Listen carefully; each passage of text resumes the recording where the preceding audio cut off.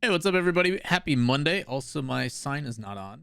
There we go. We've got a EU recap to do today. Winter Regional 2 went down with some pretty exciting stuff. Some really interesting storylines altogether. Some teams automatically qualifying for the Winter Major already, and more. So with that said, let's jump straight into it. As you guys know, every Monday we try to recap these, and we've got 3 stages to it. We're going to talk them from day 1, 2, and 3, just like they appear on the broadcast, Friday, Saturday, Sunday.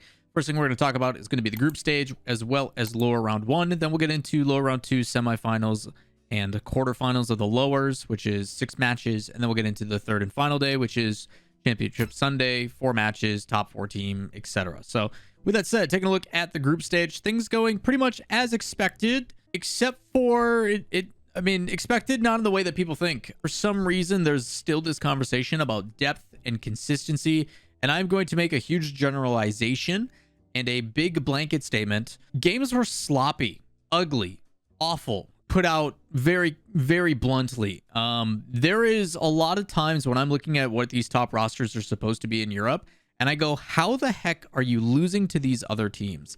And it just baffles me sometimes. And that carried all the way to probably about the lower round 2 matches, like the start, middle of day 2 of the event. There was just some games that I watched. I'm like, how the heck are these teams top 6? And it was kind of sad.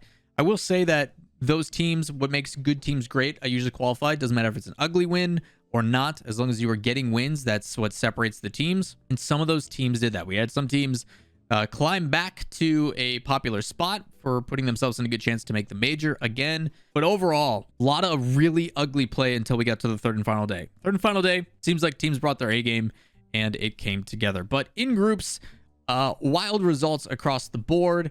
Team Queso showing that they're not a one-off team. They are going to continue to be successful.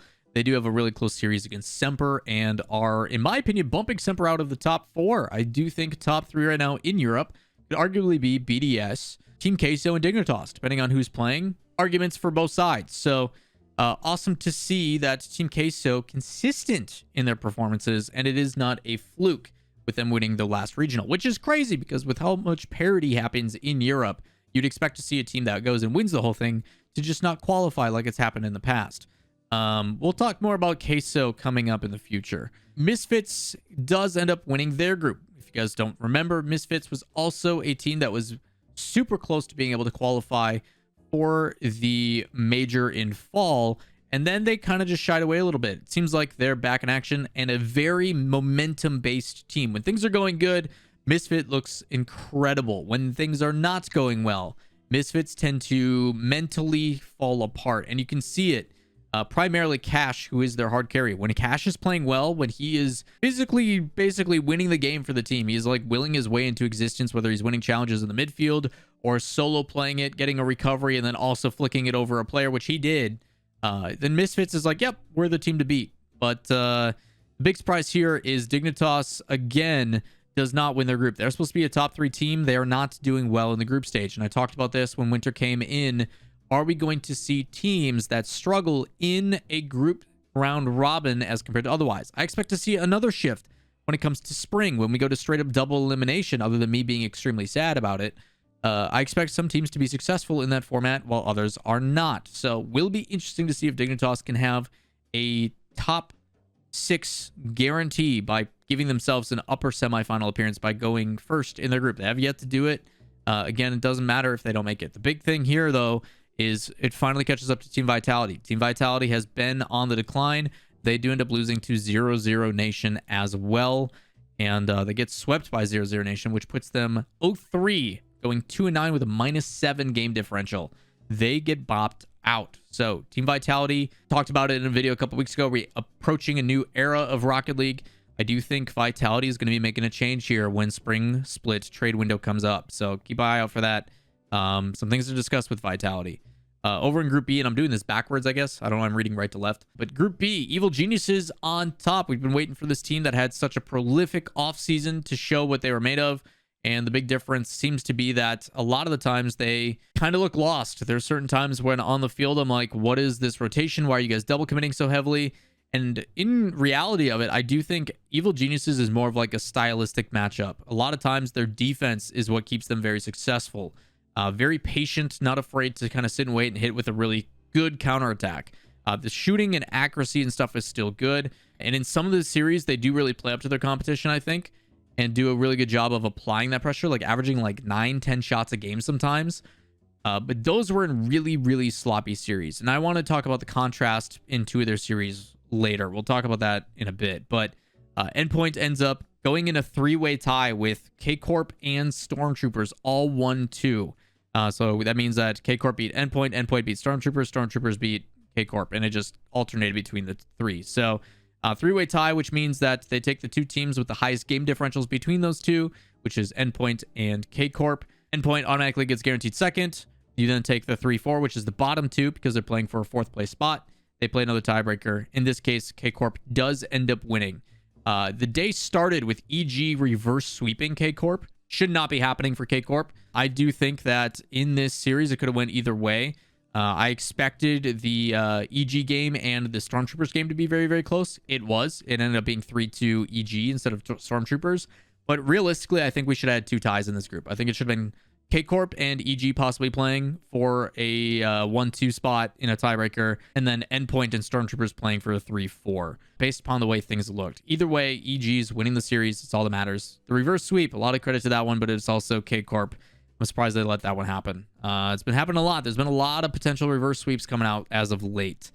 We then go to the final group, which is Group A. You do have a 2-way tie in first place between BDS and Guild. Guild's new addition with CRR making waves. We've been wondering, and I compare this team kind of to like an Envy, where you look at the roster and you say, okay, new addition, how's it going to play out? But now that they've got a couple weeks under their belt, or a few weeks under their belt, they do look a lot better. So glad to see Guild showcase that, hey, even though we almost always go 2-3 and don't make top 16, this time we are, and we're going to have a decent showing.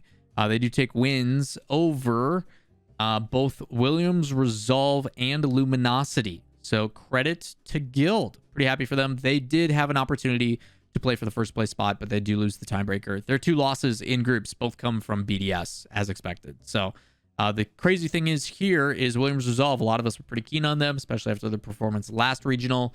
Middle of the pack team, probably like 6-8. They get upset by Luminosity, the former SK Gaming team, no longer with Yukio bringing in Atomic. It's been looking pretty good. So Luminosity is, fingers crossed, not running into Dignitas in the lower bracket immediately. They end up running into him in the round after that, because Dignitas. But we go to the last matches of that first day. It is lower round 1. We've got Endpoint Luminosity, Dignitas Navi, Guild K-Corp, Semper 00 Nation. Lots of upsets here. First one, Guild upsetting K-Corp. Guild trying to prove that they are the real deal with CRR. They have figured some things out. Glad to see that it has added a little bit. I will say that lower half of the bracket, just straight up ugly. I mean that in the nicest way, but I was not impressed by any of the gameplay. There were moments, there were times things happened, but there is serious glaring issues, and not like things that should be happening at this level. Just big whiffs, big mistakes. And I don't know if it's due to the pressure. I don't know if it's because some of these teams haven't made it this far, like 00 Nation or Guild before, but like, why is Semper losing to 00 Nation? Why is K-Corp losing to a Guild? Maybe it's because Guild's new addition's finally starting to click. Why is Endpoint losing to Luminosity? Like, we talk about the depth versus inconsistency, and I think it's both at this point. Luminosity, I think, is a team that now with Atomic are feeling pretty good. It's what I thought SK Gaming was originally going to perform like. Glad to see them pushing into a top 8. Guild has always had potential. I go back and watch their matches in the close qualifiers. I'm like, this is a good team. Why aren't they making it? CRR new addition, they look a little bit better. Also, I've been saying Yukio. I think I meant Bluey. I don't know why I've been saying Yukio. So sorry about that. But Yukio is with SK. Guild is with what was Bluey, is now a CRR. I've been meshing those two. Hopefully that makes sense. But Semper's supposed to be like a top 4, top 5 team. How they're dropping 3-0 to 00 Nation, even in that series, like, it's some of these things where it's like, you're supposed to be a solidified team. You're a major roster. And like, you're losing matches that I don't think you should be. It's a mixture of like teams both stepping up, but also when I watch those series, I am not impressed. I have very high expectations for these teams, and it's tough to be critical because a lot of people see that as me being like attacking the players or anything. But it's like, if I go back and watch some of these all around matches, it's just whiffs and bad touches and shots where players will like go to approach and they'll double jump and hit it super light rather than saving their second jump and dodging into it and putting it with power. Like, really basic stuff. So I don't know what's happening. I hope it gets cleaned up. But the first 2 days of Rocket League, I was very unimpressed by when I did watch parties for Europe. It was pretty rough. There was a couple matches here and there where I'm like, all right, this is what I expect. The first one being the BDS Queso match. We'll talk about day 2 here. It starts off initially with Guild and 00 Nation to start the day. And glad to see Guild also keeping it up. I didn't want it to just be like, hey, they're coming in through fluke. Ugly games at times, but they are able to close it out. And that's the biggest one, is they do go down 2-1 at one point, and they do end up clutching it up. So glad to see Guild bounce back for that. A little bit of merit for them there, even though I wasn't impressed necessarily by a lot of the matches. We then saw Dignitas Luminosity. I mean, poor Luminosity. Last regional, Dignitas loses and ends up being their first match in the lower rounds. They get knocked out. They finally make it through. They have to play an endpoint. They beat endpoint. And then they go into Dignitas again. And it's just like, man, even with 5 overtimes, you guys still get screwed over. Like, it just, that's the way the bracket goes sometimes. Really unfortunate for Luminosity. I feel bad for them. I didn't really talk about the Dignitas Navi game because there wasn't much to talk about. Dignitas just came in and was like, yeah, we're the better team. The end. But Luminosity endpoint, big upset. That was a really good series, actually. 3-2, 2-1, 2-1, 3-2. All 1-goal games for that last lower round 1 match. I'm surprised endpoint actually lost that one, but I think it's more credit to Luminosity showing up and playing. Good team. We then go into the upper semifinals. BDS Queso. This is the first match that I watched. I'm like, yes, gameplay. This is what Rocket League's supposed to look like. Thank God. And 4 overtimes, BDS Queso. Queso showing that, yes, even though I wasn't too impressed with their matches, because I watched the Queso Semper match, and I was like, this is kind of off. It doesn't feel as clean as it could be. Queso, I think, is a team that once they get going, they're very tough to stop. Same thing with Dignitas, actually, which is weird because they both have a kind of similar play style. But BDS, again, once they start feeling stuff, they are a team that does not get beaten. And this is the team I actually predict to win. After not winning a single regional, I'm like, you know what? Why not this one? Makes sense. And it actually came to be. So go me. Spoilers, by the way. On the other side of things, you have EG and Misfits. This game was ugly. It was crazy to think that this was a top 6 match. It was not pretty. Misfits, I don't know what happened during day 2. They just did not look good. 8-minute, 15-second overtime where literally nothing happened for legitimately like 15 minutes. You also saw another overtime of 3 minutes and 4 seconds. The series just was, it felt lackluster to me. I don't know if it's just Misfits couldn't, and I guess that's the best credit to EGs. I talked about their defensive play style and the ability to sit back and wait for counterattacks. It legitimately felt like watching Veloce and Renegades. It was not fun. Very, very defense heavy, waiting for a counterattack, waiting for a mistake. And when Misfits has that much space and has that much capability on offense to just keep throwing possession or keep going for really, really weak touches that are easily saved, Evil Geniuses gave them all the opportunities in the world, and they just couldn't find the back of the net. I will say some of the saves by Evil Geniuses were absolutely incredible. So a little bit of contrast to that, but I was not impressed. Then dropped down to the lowers. We saw Queso and Dignitas. Queso was just the better team on the day. Dignitas looked a little bit off, a little bit double committee. There was a couple times where they were able to get some really awesome offense going. Shout out to Jorias as always. He's one of my favorite players to watch on like his specific POV. Apparently Jack getting a little bit too aggressive with some of his demo chases, but again, with teams like this and you're trying to open up opportunities, sometimes you have to take that risk, but credit to Queso for punishing them. Queso does get to run it back against Dignitas. They end up winning this time around again. So credit to them. They move to the lower semifinals. Misfits Guild. I'm upset about this series. Misfits was up 3-0. Guild almost has a reverse sweep and then just loses it anyway. If you're going to give us to game 7, you got to win it, man. You can't take another 15 minutes of gameplay off of us, plus 2 OTs, and then still lose. Just not okay. Not okay, Guild. This series sucked, if I'm being honest. I was not entertained by this. Even with the reverse sweep stuff and stuff started to get closer, it did not look good. But in the end, they deny a reverse sweep. So luckily for Misfits, they deny a little bit of history and being on the receiving end of it and move on. Now, after just completely trashing on Europe and being super critical and super harsh, day 3 came to play. I don't know what the routine difference was for Championship Sunday, but please continue to do that. After seeing some very lackluster play on Friday, Saturday, Sunday, everybody decided they wanted to wake up and compete. It started off initially with BDS and Evil Geniuses, where I think BDS and quite frankly, everybody in this Final Four has their moments. They have times where they look good. They have times where they look poor, depending on the situation. BDS, I think, is kind of the exception to that because they've been obviously top tier for so long, and their bad is still, you know, top 4. The only time they looked really, really poor was the regional championship at the end of spring last year in RLCSX, where pressure and otherwise just got demolished by Team Vitality. They still bounced back and gave us good series. So since then, BDS has never looked bad necessarily. BDS comes up against Evil Geniuses. They are just simply the better team in every capacity and overwhelm Evil Geniuses. They cannot get a single thing going. Quick 4-1, they move on. Grand Finals appearance. At this point, I don't think anybody's going to beat BDS. We then drop down to the lower match, Queso Misfits. Misfits finally comes to play. This was a fun series to watch. It did go back and forth a lot of overtimes, 4 in particular. It started with 2, it ended with 2. This one was a momentum game. You saw Misfits getting very energetic in game 5 and celebrated what felt like a little bit too early. But the importance of this series was if Queso secures this and guarantees themselves the top 3, they also guarantee them a spot at the Winter Major. So Queso ends up willing their way through, but a back and forth series. It was constant. It felt like it was Cash versus Vatira at times, but Rise also having some really big moments. Really good fakes. Not afraid to go for some demo plays and stuff, but this to me is solidified. Like, okay, Europe is here to play. I just need to see this all the time, and I'd be happy.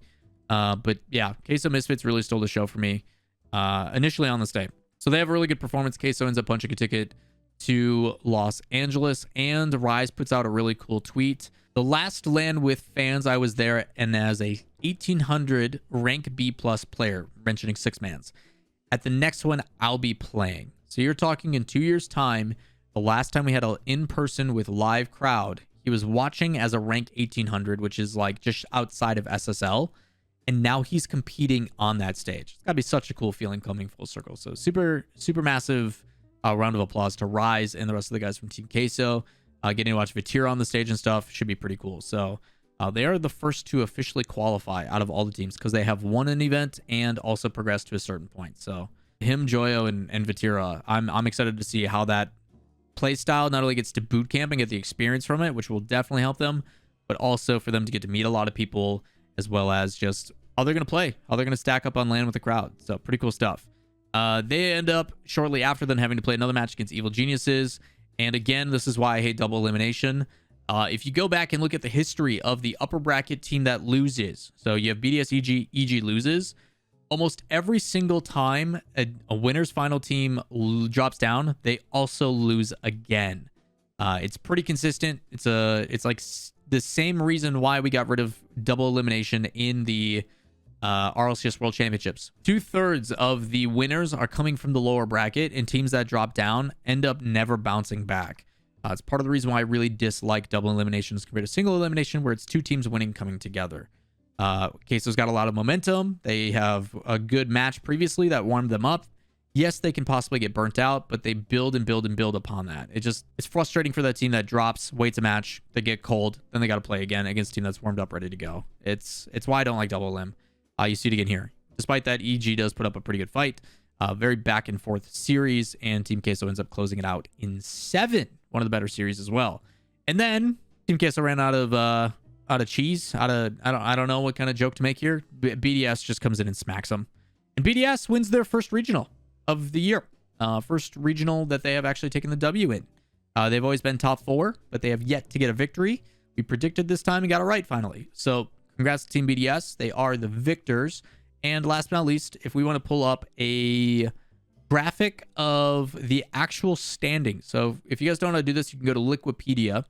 At the very top, there's a rankings option. You can then click EU rankings and then organize just by winter ranking below that. And it will show you 2 things. Number 1, Queso and BDS have punched their ticket officially to the Winter Major. No matter how poorly Queso and BDS do, they will guarantee themselves 60 points, and they will automatically find themselves at a minimum of top 5. So they are going to the Major. BDS and Queso will be there. So at least we already have 1 new team secured, which is pretty awesome. Also, as you guys can tell by the title, Queso is the first team in RLCS 2021-2022 season to make back-to-back grand final appearances. We've seen a lot of different results, a lot of this parity depth conversation, but it is good to see the teams that we expect to play the best No matter how bad or good they look throughout the bracket, at the end, they find ways to get wins. It's part of the reason why people commend NRG so much, because there's times where NRGs look iffy, kind of look bad. You saw them at the major. They were looking kind of sloppy in groups. They still make the grand finals. That's what it takes to be a great team. Queso, for me, is impressing. I absolutely love it. After watching their scrims and stuff, preparing for teams when they were going to the fall major, because everybody was over in Sweden, Queso, I'm like, yeah, this team is going to be good. And I'm glad they're living up to that expectation. Rise is a regular in my chat on Twitch, where we stream every day but Tuesday and Sunday, twitch.tv/Lawler. We'd love to have you talk and come hang out. But Rise, I told him to prove me wrong. I wanted him to show that it wasn't a fluke. And he's like, no problem, I got you. And here you go, another grand final. So congratulations to them. They're sitting at the top dog. BDS shortly behind them. We've then got Dignitas, EG, and Endpoint. Endpoint and Misfits are tied for 5th. Vitality still in the running. Semper still in the running. K-Corp in the running. Luminosity in the running. As a result, there's so many teams. We'll be talking about playoff scenarios all coming up. We've got a little bit of a week break from regionals just because of, I assume they don't want to conflict with the Super Bowl that's going on next weekend. So we'll be breaking down playoff scenarios and everything, talking about, hey, going into your, North American regional, these are the scenarios for the teams. Been working with the statistician over at Psionics RL Esports, Direct, a longtime supporter of the content. Greatly appreciate that, man. But yeah, his stats and all that kind of stuff we will be taking a look at here soon to tell you guys the scenarios for your favorite teams, what they need to do, what needs to happen. Do they have to get top 8? Do they have to get top 12? Do they just have to win a series? What's the situation? We'll cover that all and more. But yeah, Queso BDS joining NRG guaranteed. Also, we saw in a different region, we'll do a regional recap for other minor regions. Tokyo Verde over in APAC didn't drop a single game. Absolutely perfect. 3-0'd or 5-0'd or 7-0'd every single team. Pretty impressive. Pretty impressive. So awesome to see some different stuff there. So we'll do a regional recap in those best 3, best 5, best 7s. I don't know why I said best of 3s, but best 5s and best 7s. 3-0 or 4-0, I should say, in future videos. So my brain is clearly going to mush. So that is going to do it for this video. If you guys enjoy the content, as always, thumbs up, subscribe, turn on notifications.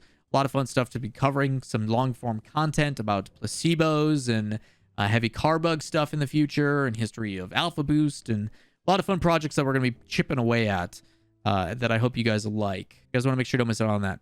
Hit up all the notifications and stuff. We'll see you in the next one. Peace.